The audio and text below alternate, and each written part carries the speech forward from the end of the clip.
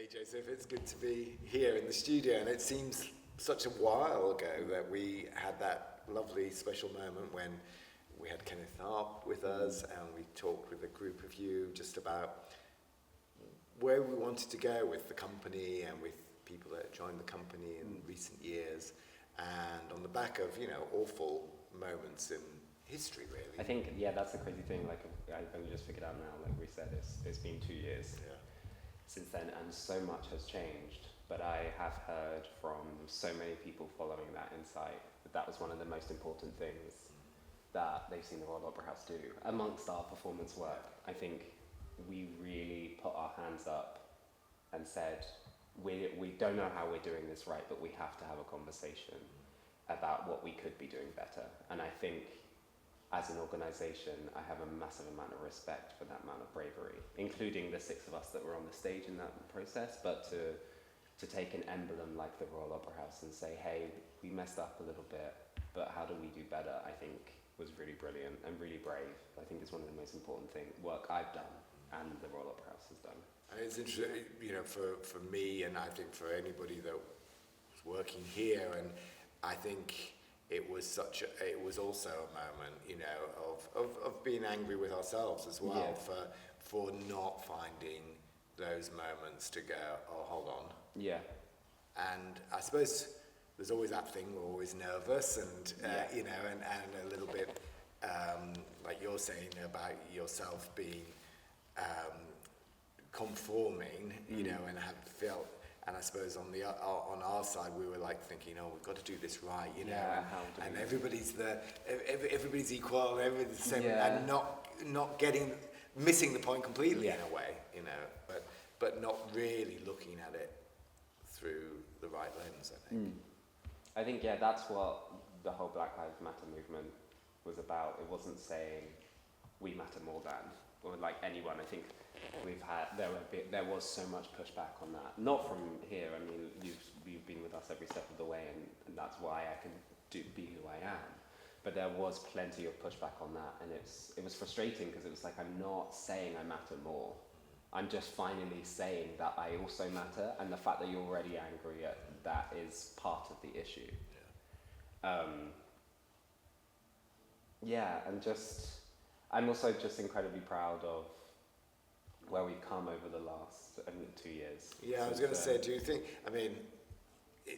it's never going to go, right, we've done that, we're moving on, but do you think we're starting to make some progress, aren't we? We are. It's always going to, we're always going to have to be learning, we're always going to have to be, there's always going to be something that's going to sort of take us by surprise, I suppose, for all of us working together.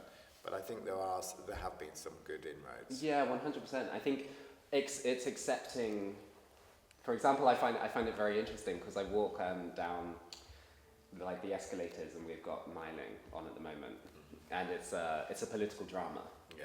And everyone loves the politics about it as well. And what was so interesting about the BLM movement, and especially when dancers were coming out and talking about it, I just remember reading some of the comments on the YouTube and stuff, was saying things like, ballet isn't political, why do we have to politicize everything? And my only answer to that kind of thing is like, how can art not be political? Like that is exactly what art stands there for. It stands there to push us. It stands there to change our minds. That's why we go to galleries, to be pushed. If we're just sat having a safe conversation at all times, who's going to change, And I think as an organisation, we definitely put our hands up and we were like, okay, we have to engage in this now. It's going to really push the boundaries. For example, when we did Dante, and I got to wear my little dreadlocks and stuff like that, and knowing that there would be some pushback about that, but knowing that it's really necessary to do so. Otherwise, we're not moving forward in any way, shape or form, and then the art form becomes irrelevant. I don't mean that as like a damning statement, but if we're not pushing in that section, we belong in a museum. Yeah, and I think we have to, I think for me it's so important that we we represent today. Whatever we might be telling a 19th century story Yeah. or the latest Yeah. Wayne McGregor, Crystal Pipe, whatever story. But I think we have to be representing ourselves on stage as well. And I think that's really important. And you can do it with being still. Yeah, you know, exactly. The other day you were there being a bluebird, you Yeah, know, yeah, and you yeah. can do it, you Yeah. know, and that's really important. But you do it as a man of colour today on the stage, and I think that's really important. And I think that was the spectacular thing, for example, Nutcracker, like finding a way that a story that already exists, a fantasy story. And for example, the wigs in Nutcracker, I mean, I had a really interesting conversation with Teresa McFowd about it, I think she might with you, is that if you've got, for example, snowflakes, and you've decided that they represent snow, but you haven't given them white wigs, you've given them blonde, you have therefore racialized snow in that moment. And I'm not being like, but that's actually the. Yeah, well, it was the crux interesting of it. because I love Teresa, and we talk a lot, and we've known each other for a long time, and that's all what you need. Is you need those conversations. Because she said that to me, I was like. It makes sense when you put it like. But sometimes you just need that. Don't like, see it. And of course, you know, even ages before somebody said something about some other ballet, and I was like, you know what? I just walk in and I see it. You know, I hadn't and all I needed to do was go. Yeah, like it's and then you're like, I can't unsee it. Yeah, why didn't we ever think of that? Why was it like that? And I think that's what's brilliant about it.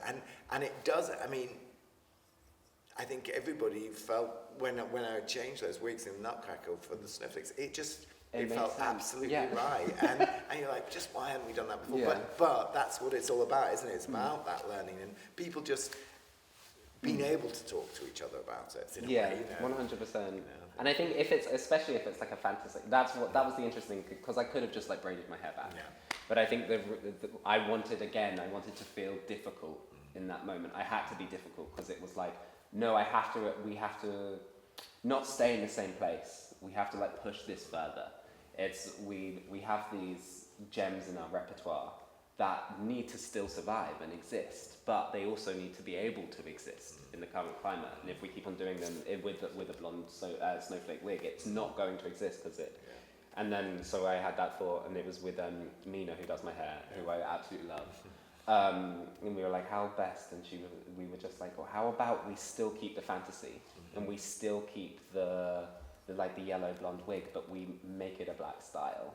So we stay in the world, but we still say, but I'm not going to be quiet. In that sense, I still exist, but I can exist in this world. And I think that's kind of what TV series and films are doing at the moment, realizing that they want a multicultural cast, but they can't get the entire cast to assimilate into a 15th century look.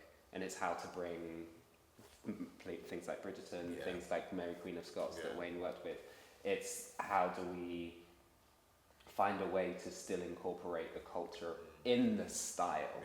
And that's what I think another next step was that idea of talking to everybody in the company about how they wanted to be represented, and we did those consultations on, you know, which were really good. What colour you want your tights to be, how do you want your hair to be, how do you want it, you know, even down to your underwear, really, you know, because all of those things are important to feeling yourself on stage. And I think coming into Cinderella, I'm really interested as to, because we're at the moment we've been talking about Nutcracker and the existing gems in our repertoire that we need to shift. But now we've got an opportunity that we are bringing a new design from nothing. Yeah. And I really want to see some out, not even, again, I said this in the Kenneth Macmillan, I go to say the word radical and out there, but actually it's not radical that out there. I want us to already have been thought into the process. We do have some beautiful girls of colour in our company, and I would love to see some of the cool girls in some dreadlock wigs or braids and those incorporated into the fantasy of Cinderella. That's what I'm excited for, because I think it's already happening. But I will be there to push it if it needs to be. Good, yeah, that's what we need. Like when I came to you 2 weeks ago, about that idea of Yes. Yeah. doing like an evening of. Yeah. I don't know, for that, I want to be a part of the Black Renaissance. I want a resurgence of like Harlem jazz, that 1930s, really pushing the boundaries out and enjoying blackness. And I had that idea of having a full evening of incorporating all of the dances of colour from around the world to come together. Because I think the Royal Opera House is doing such an incredible job at having all of these conversations. Why would we do it anywhere else? Do you know what I mean? Yeah. Why, if we're at the helm of ballet in the world, and I'm massively a believer that this is one of the best ballet companies in the world, and somewhere that I love, I want it to be at the helm of that. So why not have play host to a week of just pure celebratory of black dancers, and for kids and children to come to that show of 20 dancers that's got Marcelino Sambe, other dancers from around the world. I can't say their names because we haven't asked them yet. But that inspiring moment, you know, that people can go and I was there, I saw these people. I think it's going to be a moment. And then I want to be part of that, you know. So watch this space. Yeah, get ready.